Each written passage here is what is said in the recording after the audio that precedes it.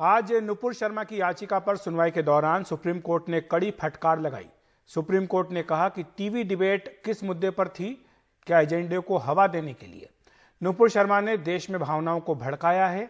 देश में जो हो रहा है उसके लिए नुपुर शर्मा जिम्मेदार है। बयान देने के बाद कहा, मैं वकील हूं, यह शर्मनाक बात है। नुपुर शर्मा को देश से माफी मांगनी चाहिए। नुपुर शर्मा का व्यवहार उनके अड़ियल और अहंकारी चरित्र को दिखाता है। उन्हें लगता है कि उनके पीछे सत्ता है, वे कुछ भी कह सकती हैं।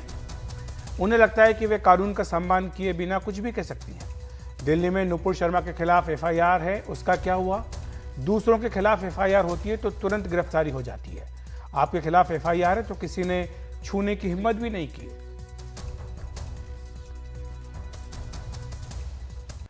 कल उदयपुर में एनडीटीवी से बात करते हुए मुख्यमंत्री अशोक गहलोत ने प्रधानमंत्री से अपील की कि मौजूदा हालात में वो देश को संबोधित करें।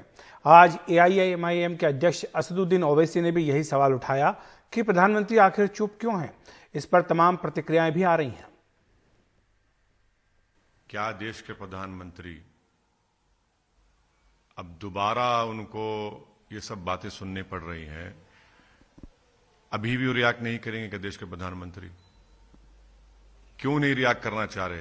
प्रधानमंत्री को समझना चाहिए कि सस्पेंशन पनिशमेंट नहीं है।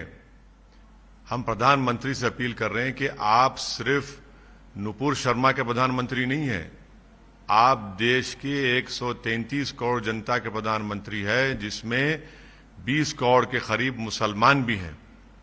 आपको ये भी देखना पड़ेगा। तो हम प्रधानमंत्री से पूछना चाह रहे हैं कि वो नुपुर शर्मा को कब तक बचाएंगे? क्यों नहीं अरेस्ट करवाते आप? और तीसरी बात यह है कि हैदराबाद में उनकी नेशनल एग्जीक्यूटिव कमेटी की मीटिंग हो रही है और नुपुर शर्मा उसकी मेंबर है। क्या देश के प्रधानमंत्री नुपुर शर्मा को दावत दी है हैदराबाद में आने के लिए? क्या एनएसी उस पर बात करेगी? आपकी एनएसी की मेंबर है, आप कहेंगे हमने सस्पेंड किया। किससे सस्पेंड किया आपने? आपने स्पोक्स पर्सन से सस्पेंड किया उनको, एनएसी की मेंबर आज भी है वो। तो इसीलिए हम देश के प्रधानमंत्री से ये फिर से हमारा डिमांड करते हैं कि वो नुपुर शर्मा को अरेस्ट करवाएं। जो आशंका थी, जो सच्चाई थी, वो सामने आ गई। बेरोजगारी, महंगाई जैसे मुद्दों से ध्यान हटाने के लिए जो एक साजिश थी भारतीय जनता पार्टी की, सारे तथ्य जब गए सुप्रीम कोर्ट के सामने, सुप्रीम कोर्ट ने दो टूक कह दिया कि ये जो देश में घटनाएं हो रही हैं, इसके लिए नुपुर शर्मा जी का ये बयान ही जिम्मेदार है। इसने ही ये वातावरण बनाया है। उनसे उन्होंने ये भी कहा है कि जो उदयपुर की घटना हुई, इसी वजह से, कानपुर की घटना इसी वजह से हुई, वो राष्ट्र से, पूरे भारतवर्ष से टीवी पे जाएं और क्षमा याचना करें, माफी मांगे जो बयान उन्होंने दिया है। लेकिन एक बात बहुत महत्वपूर्ण कही उन्होंने कि दिल्ली पुलिस ने अब तक गिरफ्तार क्यों नहीं किया, मुकदमा कायम करके कार्रवाई क्यों नहीं की? देखिए, सुप्रीम कोर्ट की फटकार, नुपुर तो एक मोहरा है, ये एक्चुअली में भाजपा के लिए है। नुपुर को तो बलि का बकरा बनाया गया है। आज ये है, कल कोई दूसरा आएगा। अगर किसी को शर्म आनी चाहिए तो भाजपा को आनी चाहिए। प्रधानमंत्री हर मुद्दे पे बोलते हैं और पूरे देश में आग लग रही है। आज सुप्रीम कोर्ट भी ये कह रहा है प्रधानमंत्री चुप क्यों है। तो ये एजेंडा तो भाजपा का है, भाजपा को शर्म आनी चाहिए। और बहुत शर्म आ रही है कि आज सुप्रीम कोर्ट ने खुलेआम कहा है, तो क्या भाजपा इससे सबक लेगी या आज नुपुर को बलि का बकरा बनाया, कल कोई और होगा? देखिए, आज जो पूरे देश के अंदर हालात बने हैं, हर देशवासी के दिमाग में एक चिंता की, कहीं न कहीं एक डर की स्थिति बनी हुई है कि आज जिस तरह से नफरत का माहौल समाज के बीच में, धर्मों के बीच में पैदा किया जा रहा है, उसको अगर रोका नहीं गया तो कहीं न कहीं एक भयानक रूप लेगा। महाराष्ट्र में सियासी हलचलों का दौर लगातार जारी है। कल शिंदे सरकार शपथ ले चुकी है। 4 जुलाई को उसे विश्वास मत लेना है। इसके लिए 3 और 4 जुलाई को विधानसभा का सत्र बुलाया गया है। बीजेपी नेता और कार्यकर्ता महाराष्ट्र बीजेपी के दफ्तर में जश्न मना रहे हैं। उधर उद्धव ने आज भी एक फेसबुक लाइव किया, कहा सत्ता के लिए सौदेबाजी की गई। ये भी जोड़ा कि अमित शाह 2.5 साल पहले वादे पर अमल करते तो यही होता जो अब हुआ। शिवसेना ने सुप्रीम कोर्ट में अर्जी डाली कि फिलहाल बागी विधायकों को सदन में आने से रोका जाए, लेकिन सुप्रीम कोर्ट ने इस पर फौरन सुनवाई से इनकार कर दिया। अब यह मामला भी 11 तारीख को सुना जाएगा। इधर सरकारी एजेंसियां फिर सक्रिय हो गई हैं। शरद पवार को आयकर का नोटिस दिया गया, जबकि संजय राउत ईडी के सामने पेश हुए। और अब से कुछ देर पहले नए मुख्यमंत्री एकनाथ शिंदे पत्रकारों से मुखातिब हुए। उन्होंने कहा कि उनके समर्थक विधायक कल मुंबई आएंगे। उनके पास 170 विधायकों का समर्थन है। बाकी एमएलए जो है कल मुंबई पहुंचेंगे। 3 और 4 को अधिवेशन बुलाया है गवर्नर साहब ने, और उसमें जो भी प्रक्रिया है स्पीकर की और ट्रस्ट वोट की वो पूरी की जाएगी। आपको सबको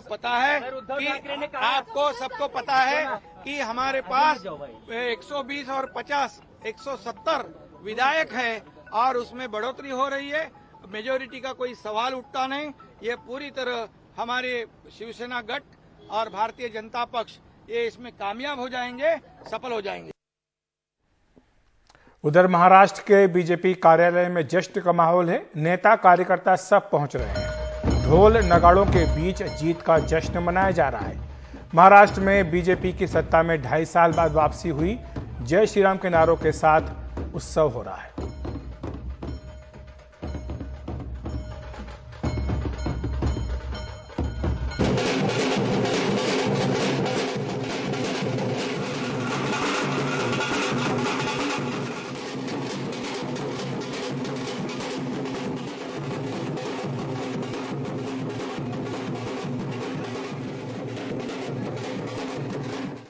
मुख्यमंत्री देवेंद्र फडणवीस जी को आज मुलाकात की, धन्यवाद दिया। उन्होंने स्वयं का मान अपमान वह विषय न करके महाराष्ट्र की जनता का, भारतीय जनता पार्टी के कार्यकर्ता की भावना ध्यान में रखकर उप मुख्यमंत्री पद की जवाबदारी संभाली और तुरंत ही महाराष्ट्र प्रगति के पद पर चलने लगा। इस बीच राज ठाकरे ने उप मुख्यमंत्री देवेंद्र फडणवीस को चिट्ठी लिखी है। उन्होंने लिखा कि हमें उम्मीद थी कि आप फिर से मुख्यमंत्री बनेंगे, मगर ऐसा नहीं हुआ। आपने मन के ऊपर पार्टी का आदेश माना, इसके लिए आप पर अभिमान है। पार्टी का आदेश व्यक्ति से ऊपर है, यह आपने साबित किया।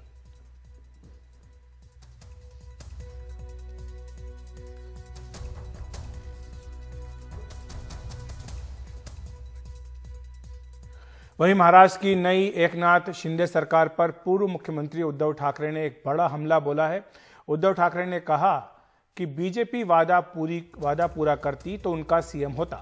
अमित शाह को अपना वादा पूरा करना था, सत्ता के लिए रातों रात खेल हुआ। शिंदे शिवसेना के सीएम नहीं है। आरए का फैसला पलटा गया और इसके लिए उन्होंने कहा है कि मुंबई के पर्यावरण से ना खेलें।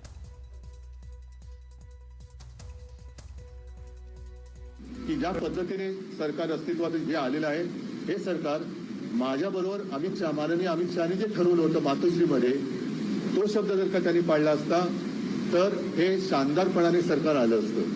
2.5 वर्ष झालेली आहेत। 2.5 वर्षापूर्वी एकतर भारतीय जनता पक्षाचा मुख्यमंत्री झाला असता किंवा शिवसेनेचा झाला होता असता। मी तर तेव्हाही सांगितलं होतं की शिवसेनेचा मुख्यमंत्री पहिल्यांदा झाला तर त्या मुख्यमंत्र्याची सही, त्याच्यानंतर पक्षप्रमुख म्हणून माझी सही आणि त्या पत्राचा मजकूर हा असेल की आज शिवसेनेचा मुख्यमंत्री होतो आहे आणि हा शिवसेनेचा मुख्यमंत्री म्हणजे महाराष्ट्राचा मुख्यमंत्री आमच्या ठरलेल्या कराराप्रमाणे या तारखेला पाय उतार होईल, हे पत्र तयार करा आणि हे पत्र मंत्रालयाच्या दाराशी होल्डिंग करून लावा, म्हणजे कोणाहीपासून हा करार गुप्त राहिला नसता। ठीक है। और महाराष्ट्र में महाविकास अघाड़ी सरकार के गिरते ही एनसीपी प्रमुख शरद पवार को आयकर विभाग ने नोटिस भेज दिया। उन्हें नोटिस 2004 के लोकसभा चुनाव में दिए गए हलफनामे को लेकर भेजा गया है। सबसे पहले एनसीपी के प्रवक्ता महेश भारत तपासे ने ट्वीट कर इस बारे में जानकारी दी और सवाल उठाया कि यह विशुद्ध रूप से संयोग है या कुछ और। खुद शरद पवार ने भी ट्विटर पर इसकी पुष्टि की है।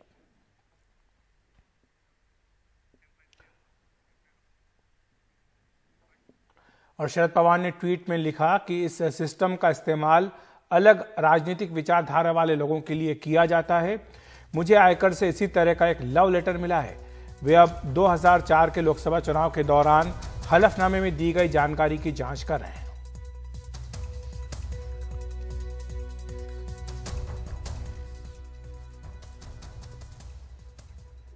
और वहीं शिवसेना नेता संजय राउत आज एनफोर्समेंट डायरेक्टोरेट के सामने पेश हुए। उन्होंने कहा कि वो ईडी की ओर से जारी समन का सम्मान करते हैं और जांच एजेंसियों से सहयोग करना उनका फर्ज है।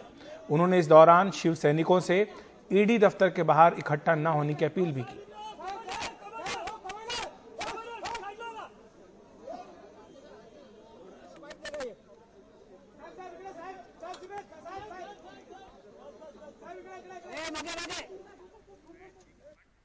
इस बीच बीजेपी नेता राहुल नार्वेकर ने स्पीकर पद के लिए नामांकन दाखिल किया है। उनके नामांकन के समय महाराष्ट्र बीजेपी के अध्यक्ष चंद्रकांत पाटिल भी मौजूद थे।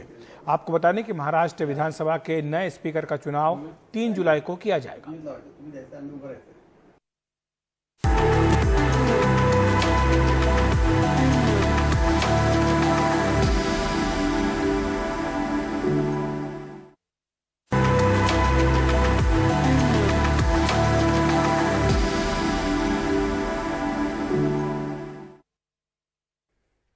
आज भगवान जगन्नाथ की रथ यात्रा है। इस मौके पर उदयपुर में धूमधाम से यात्रा निकाली जाती है, लेकिन पिछले दिनों की घटना के बाद से यहां तनाव की स्थिति बनी हुई है। कर्फ्यू लगा है, लेकिन आज कर्फ्यू के बीच भी जगन्नाथ यात्रा की अनुमति दी गई। इसके लिए शहर में भारी सुरक्षा इंतजाम किए गए। यह यात्रा जगदीश मंदिर से निकाली जाती है। इससे पहले कल हत्या के दोनों आरोपियों को कल कोर्ट में पेश किया गया और 14 दिन यानी 13 जुलाई तक हिरासत में भेज दिया गया है। जेल में ही दोनों की पहचान परेड की जाएगी। इन दोनों आरोपियों को कल जिस समय जेल ले जाया जा रहा था उस वक्त स्थानीय लोगों ने नारेबाजी की। इस बीच एक और खबर है कि उदयपुर के आईजी और एसपी का तबादला कर दिया गया है। राजस्थान के कुल 32 पुलिस अधिकारियों का ट्रांसफर हुआ है। रथ यात्रा के लिए काफ़ी जाब्ता लगाई, जो हमेशा जाब्ता लगता है उससे करीब 2.5 गुना 3 गुना ज़्यादा लगाई। करीब 2000 की फोर्स रथ यात्रा के निकालने के लिए लग रही है। इसमें सब जगह से आईपीएस ऑफिसर्स को भी बुलाया, 7-8 आईपीएस ऑफिसर्स हैं, प्लस पुराने एडिशनल एसपी, डीवाईएसपी इंस्पेक्टर्स जो यहाँ रह चुके हैं, जिनको लोगों के ऊपर भी पकड़ है और इसी ड्यूटी को 10-15 बार कर चुके हैं, उनको भी हमने बुलाई है ड्यूटी के लिए। और एसटीएफ है जैसे, और कोई भी अनटूवर्ड इंसिडेंट नहीं हो, आरएसी की टुकड़ी, एसटीएफ की टुकड़ी, इन सबको बुलाई है। और दोनों समुदायों से हमने बात की है, दोनों समुदायों को कॉन्फिडेंस में लिया है और पूरा उम्मीद है। और जिस मैग्नीट्यूड में पहले होता था झांकियाँ वगैरह, वो भी कम हो गई है और हम पूरा उम्मीद है शांतिपूर्वक इसको कराएंगे। इस बीच ये जानकारी आ रही है कि उदयपुर के हमलावरों ने जिस बाइक का इस्तेमाल किया था उसका नंबर 2611 था, यानी मुंबई पर हमले की तारीख। इसके लिए उन्होंने 5000 रुपये अतिरिक्त भी दिए थे।